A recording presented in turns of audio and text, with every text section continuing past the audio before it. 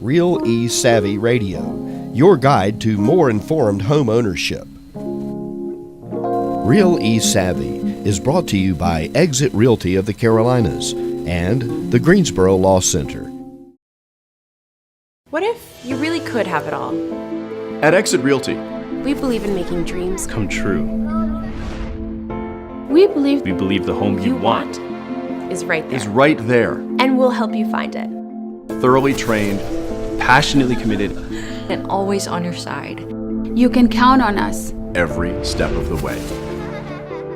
And you thought we just sold real estate? We are EXIT Realty. Think smart. Think EXIT.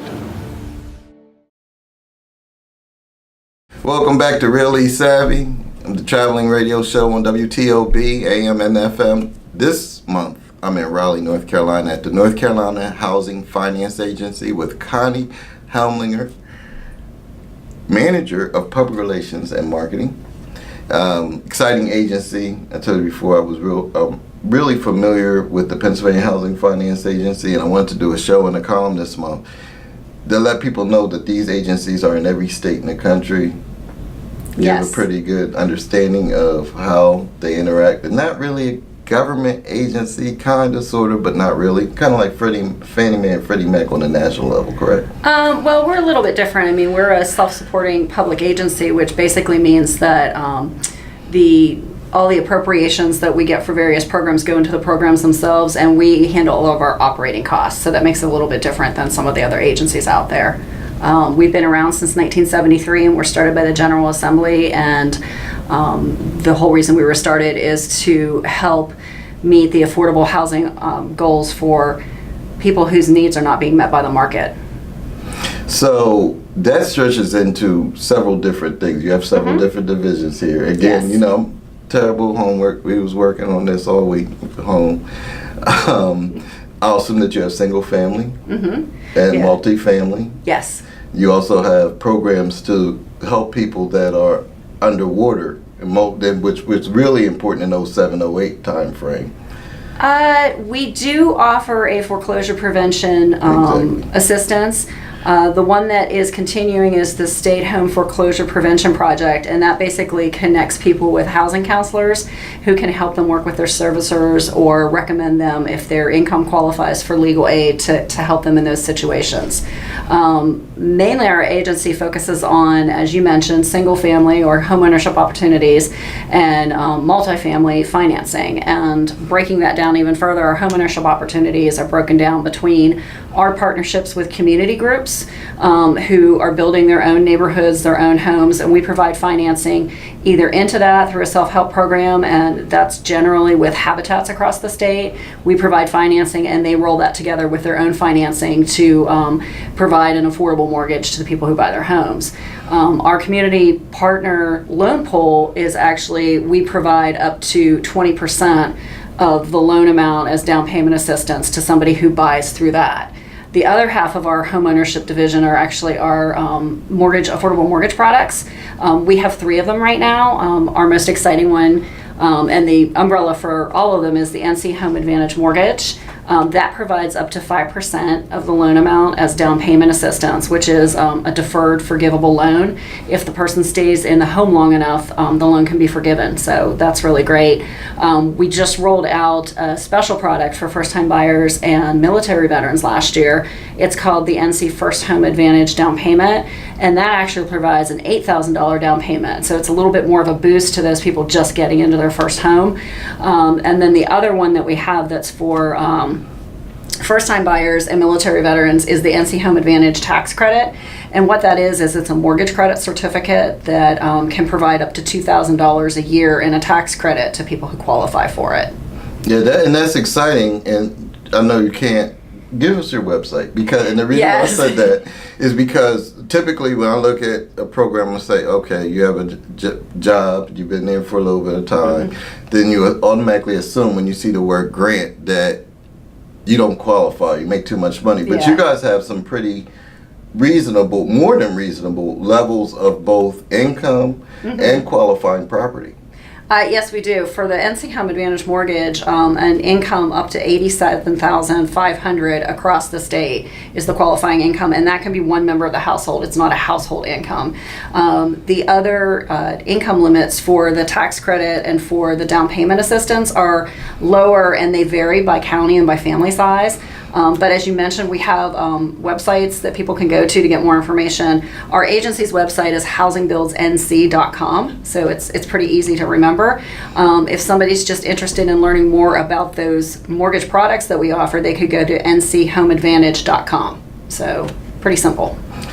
You mentioned multifamily and the programs that you have within multifamily. Are those all specifically geared towards nonprofit agencies, or can private equity investors get involved with those programs? Absolutely.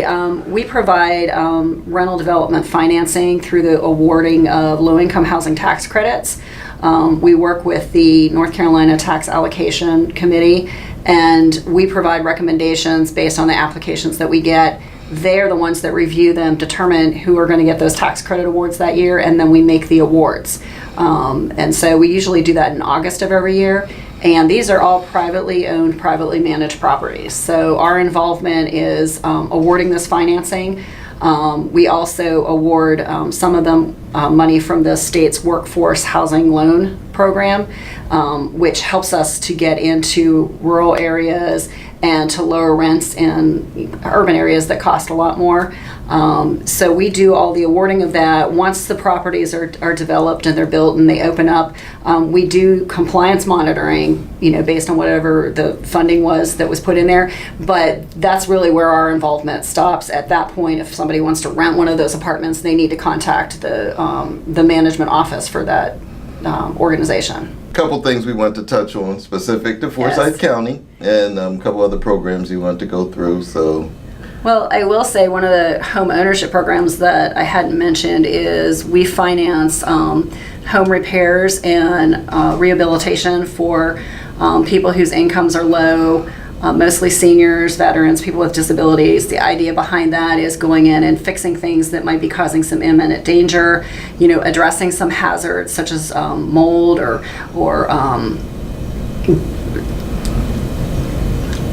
a leaky roof, or definitely leaky roof.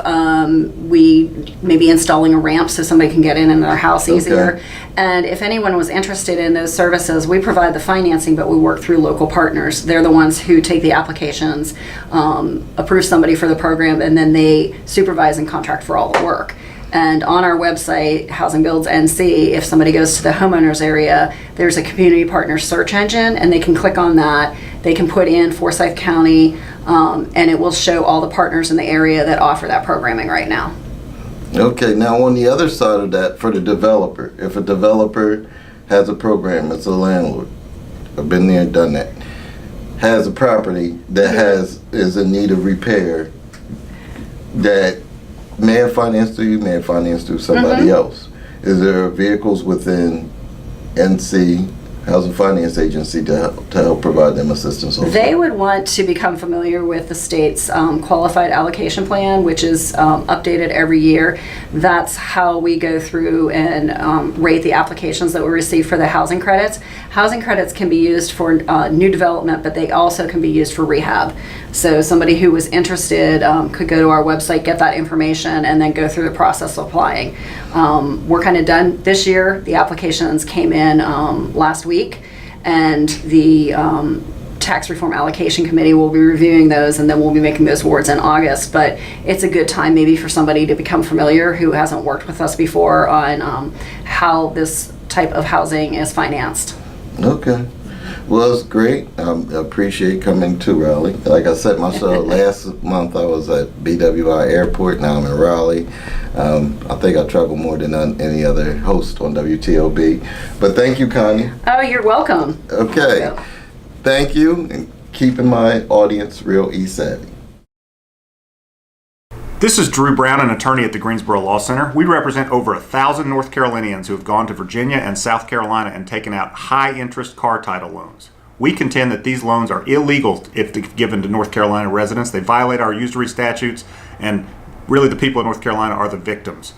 We've had success working some of the cases out, and if you hire us, you can do so on a contingency fee, which means you don't only have to pay us out of the money we get back for you. Give us a call, 336-478-6000. That's 478-6000, the Greensboro Law Center. Thank you. Welcome back to Really Savvy. I'm so excited about this show. This is a huge show. I came all the way to BWI Airport yesterday for this interview. And I came yesterday specifically because I'm here with Tami Bonnell, CEO of EXIT Real Estate International, listed recently as one of the 100 most influential people in real estate. And also I saw one of the top 15 women. Top 10, yeah. Top 10. Yeah. Oh, I'm sorry. That's okay. That's okay. Women in real estate. Yes. So, if you Google Tami Bonnell, I had to come yesterday because I wasn't going to get out energied on my own radio show. She does these all the time, every day. I mean, I don't know how, I'm like looking, I'll get up with my coffee and I see the Facebook or LinkedIn and, hi, I'm like, wow, where do you get all this energy? So I don't know where to start, but thank you, Tami, for coming. It's I'm such thrilled. a long way to talk. Like I said, while we were sitting here preparing, it's such a different dynamic talking to you because I'm talking usually like I had the show about the sheriff sales with the Forsyth County Sheriff's Department, and I knew I was talking generally to the investor market, people that wanted to get involved with the sheriff sale process. As I'm sitting here talking to you, I talked to the general market about where we're going with the real estate investment community or the real estate market in general. I would like to definitely talk to you as someone that has shattered glass ceilings as a woman and going to the top of the real estate industry. I like to talk to you as somebody that has an interest in putting the EXIT brand into the North Carolina. There's so many different things. So let's ask you first, how did you get into real estate and when did this 30-year plus journey begin? I actually started a cleaning company when I was 11, 12, and cleaned on site for builders for the house to be ready to move into. Okay. And I was scraping windows, and the builder came in with the buyers and the realtor, and they were screaming and yelling and fighting because the wall between the kitchen and the dining room was supposed to be open concept, and it was up because the realtor didn't do their job. And after they left, the builder put his fist through the wall. I'm scraping the window going, please make me invisible. And I jumped through and I said, I think you broke your hand. He hit a stud. And he said, drive me to the hospital. Well, I lied about my age, so I drove him to the hospital. No license. And no license. I drove him to the hospital. He did break his hand, and on the way back he was just talking about how hard it was to find somebody that was competent. And I said, how hard is it to sell a house? And he said, you think you can sell houses? I said, of course I can. So at 13 I started selling houses for $500 a home, new construction, and I worked on weekends and Fridays after school. Are you serious? I'm very serious. They didn't have like a real estate You license? don't have to representing builders. Builders, exactly. And so that's what I did. And I knew about the construction. My father was a builder, and so I understood construction. He did commercial real estate, but I understood construction. And so understanding the background of how a house is built and being able to paint a picture, that's more of what new construction is. And so I actually got my real estate license the day I turned 18. Wow. And so I've been in it for a long time. I'm 58. You can do the math. It's been longer than 30 years. It's been more than 40. But I love this business, and it's been a great opportunity and a great ride for me. I actually went into finance for a long period of time after finishing school, and I Where'd you go? ended up going to, I never finished college, never finished. Wow. And I ended up going to work for Merrill Lynch, and about the time that they started acquiring real estate companies. And so they looked at my history and said, hey, you might have a knack for this, and it turned out that I did. So prior to coming to EXIT, I was instrumental in building 3 major brands. For the last 30 years, I have sold franchises, sold regions, and helped grow the companies, helping them be more prosperous, doing mergers and acquisitions, teaching people best business practices as a business person owning a brokerage, or even best business practices for agents. And I started with EXIT 20 years ago. And I started as a regional owner. I owned the rights to the New England states. And from there, the following year, I became vice president over the U.S. The year after that, I became president over the U.S. And in 2012, I became CEO of the company. So it's been a great ride. It's been a wonderful journey. And really, it's one of my favorite things about the company is that everyone got the job because they were already doing the job. I was already helping everybody across North America before I got the job. So it was just an ecological level of growth. And it's been a great experience. You know, every day I get to point someone in the right direction or catch them doing something really good. Okay. This current market, we're sitting here in the shadow of the Capitol. A lot of things going on. Whether you wherever you fall, Right. in your belief of whether the country is going a good direction or a bad direction, what direction do you think that the real estate market is going, and where are we at on what they always call that 15-year real estate trajectory? Real estate goes through cycles, right? And so sometimes it goes through just simple waves. Sometimes it's an extreme point. But right now we're just in a wave. We're having a little bit of a correction, so it's a little bit longer days on the market. For the last handful of years, it has been so rapid that it's actually gotten out of control. So it's more of an adjustment. But I think the most important thing for people to know, because I see, and oftentimes it could be an agent or it could be the consumer, I see that they actually have a feeling that it's either a great market or a terrible market. And that's not really true. There's an opportunity in every single market. We sell 4.8 to 5.5 million homes a year, every year in the United States. That doesn't really shift. Seriously? Seriously. So what makes it? So it might be when there's a downward curve, it could be more foreclosures, right? More Okay. foreclosures and more short sales that are being sold, but properties are still being sold. People move because of their circumstances. They move out of their home because they're downsizing, they're upsizing, they are becoming empty nesters, they're relocating to another part, they're retiring, they are running out of money, they're getting a divorce, they're getting married, they're having children. It's always circumstances, and those circumstances never shift. The number one dream is still to own your own home, so people flood the market all the time.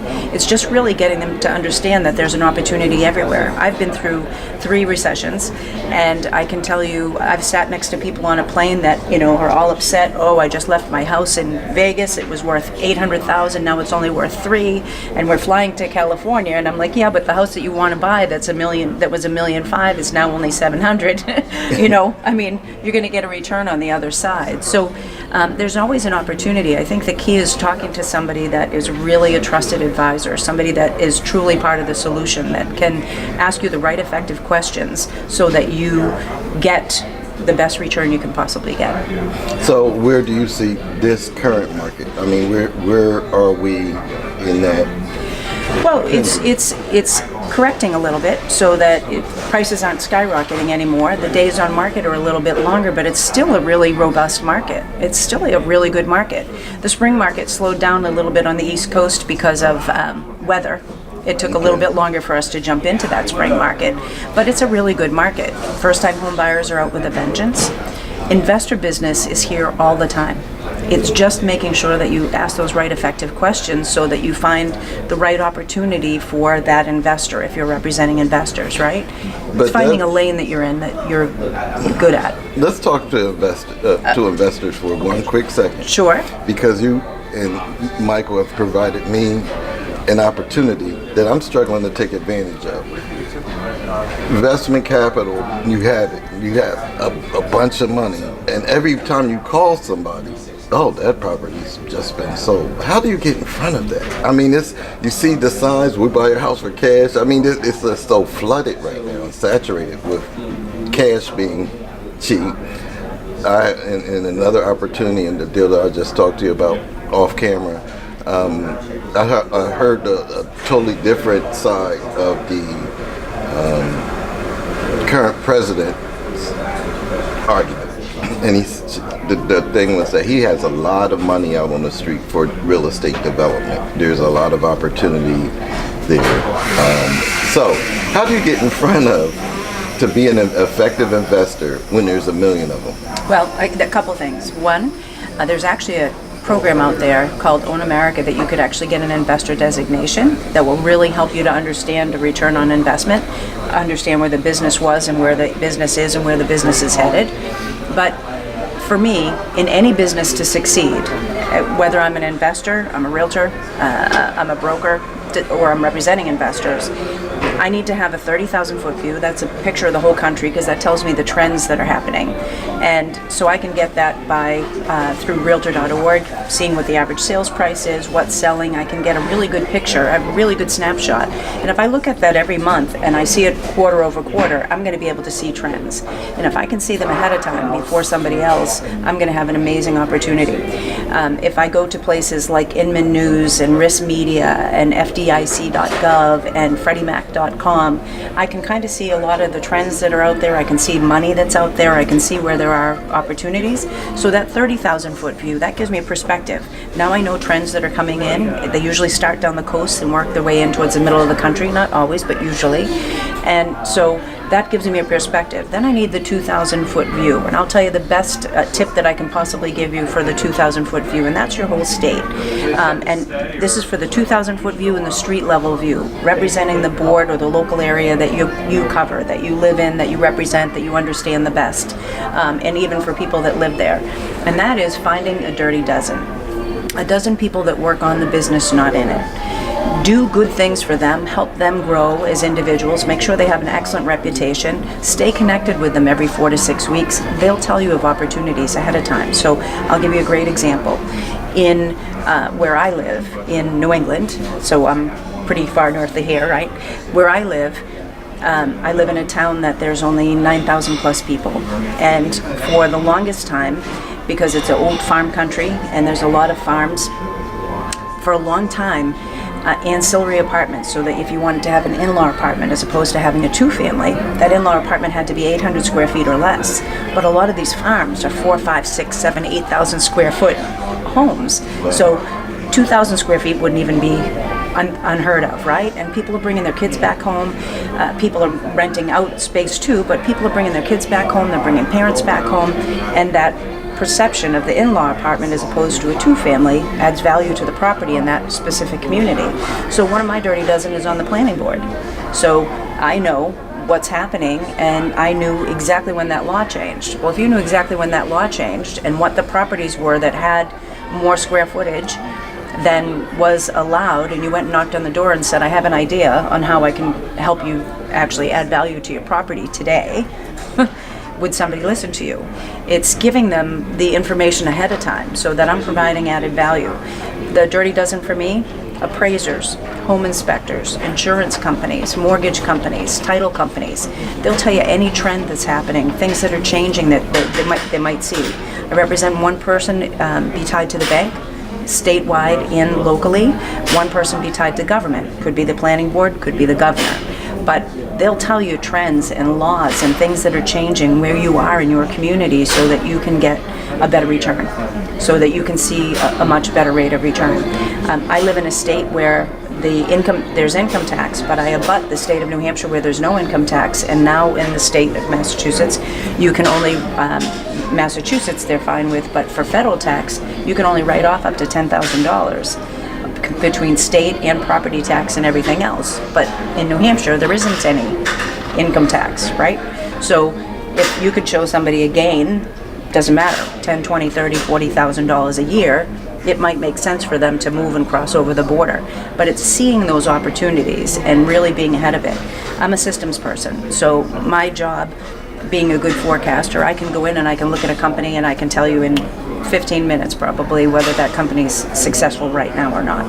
And it's really getting to that bottom line. These people will really help you, and they'll help whether it's a buyer or seller or it's somebody representing the business.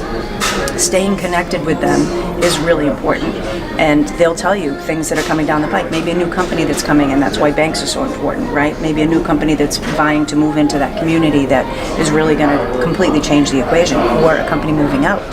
that will really change the equation too. You just made me, the whole Dirty Dozen, you made me think of something. Opportunity zones.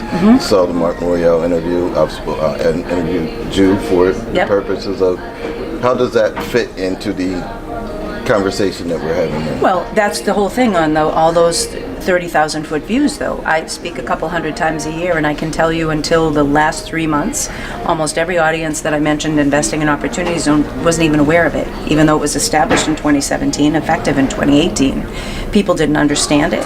And, it's that opportunity that instead of paying full capital gains, I can defer it for 7 years. And that doesn't matter whether I sell stocks, I sell a business, I sell real estate, I sell artwork, something that I'm going to get capital gains on. I can defer it for 7 years, pay 15% less when I pay it, and I can invest in an opportunity zone. And there are opportunity zones in every state.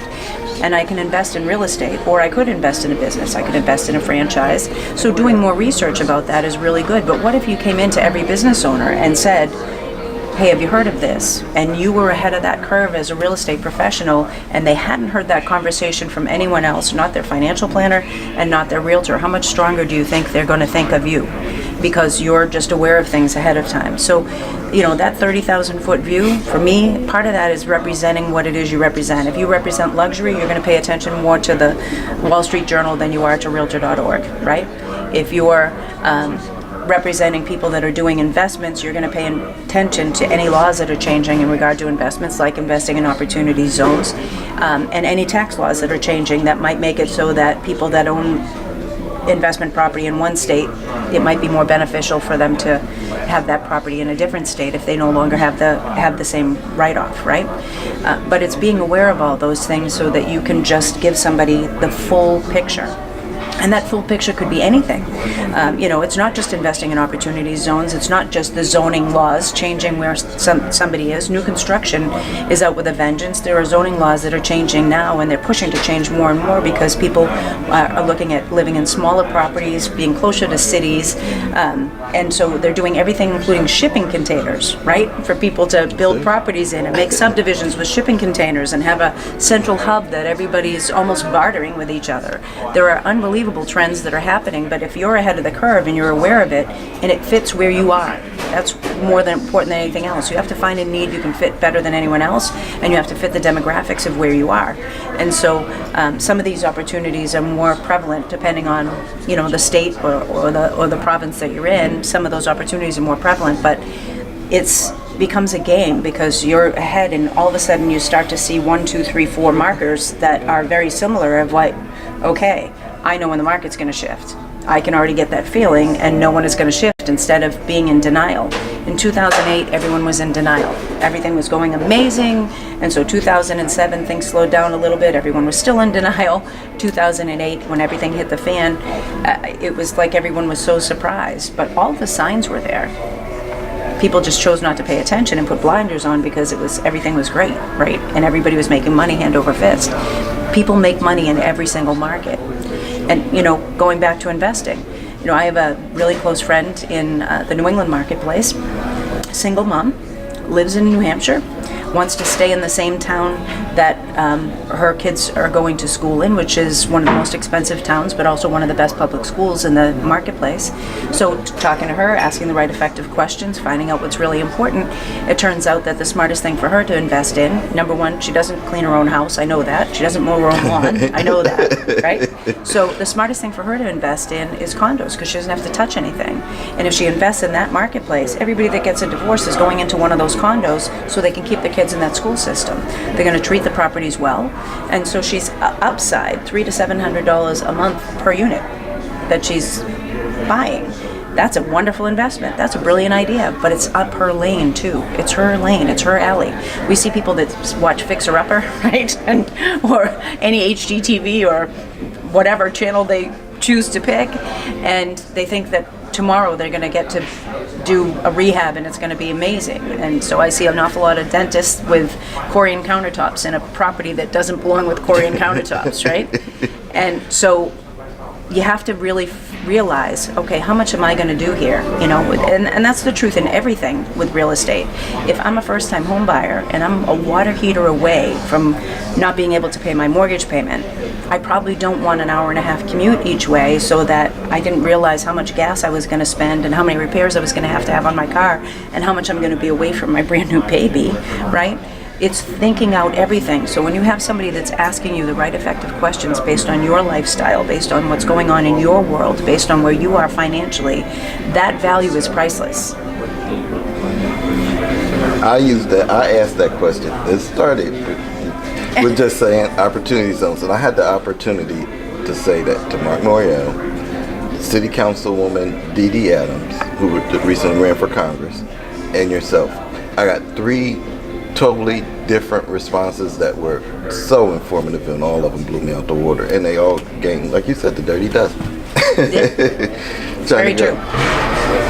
I appreciate it. Like I said, yeah, you're all energy. You won. Thank you, Tami. Thank you so much. Coming. Thanks for the opportunity to help make my audience really savvy. Thank you for your investment in me. Thank you for your investment in South Carolina. My pleasure. RealESavvy.com has resources to help you become more informed about home ownership. Visit the website and stay tuned for the next Real eSavvy radio broadcast with Christopher Cox every 4th Sunday at 9 a.m. Real eSavvy Radio is a production of RealESavvy.com and is produced through the facilities of Southern Broadcast Media, LLC. Real eSavvy is brought to you by EXIT Realty of the Carolinas and the Greensboro Law Center.